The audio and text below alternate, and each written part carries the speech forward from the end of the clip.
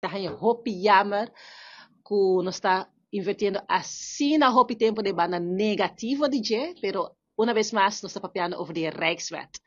Mane dengan outro interview mas escucha meneer Ala Papia, Tim Biabo tá certa palavra na que vira de Team of the Week of Mrs. Carnaval eta hot para tempo.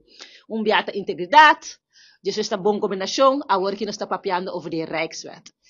E Rijkswet é algo hopi sério e não está algo para uma política barata com ele, porque isso é o que nós está waco tá word hasina e momento aqui jammer genoeg ora certo partido tá de oposição hasta ora tá de governo sempre bota waco lo que na que três na Aruba tá divisão nanta non para divide and conquer se tá ora tá vai over o salário de docente de repente na tintur gente tá papiando malo de tur docente na Aruba.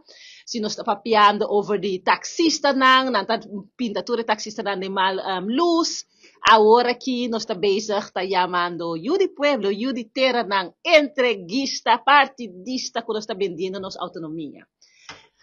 Me quer discrepância, saca algum dia erro na que tenho botado den e tipo de palavra na aqui palavra na que está trece, que está com fomentar ódio de nosso pueblo.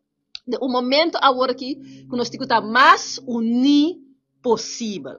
Nós temos voorstel, conceito de Rijkswet, conceito que também vai tratar na Holanda, conceito que o parlamento de Aruba tem que vai decidir de. Em vez de nós bem sentar junto agora aqui, dialogar over die conceito aqui, nós está sali, sim ani abre e primeira página, sim ani escuta e pole palavra de mesmo dia anterior botava com política barata, it was a marketing stunt, bam pinta governo, bam pinta parlamento malo, em vez de nós bem sentar trabalhar junto e tratar ele aqui.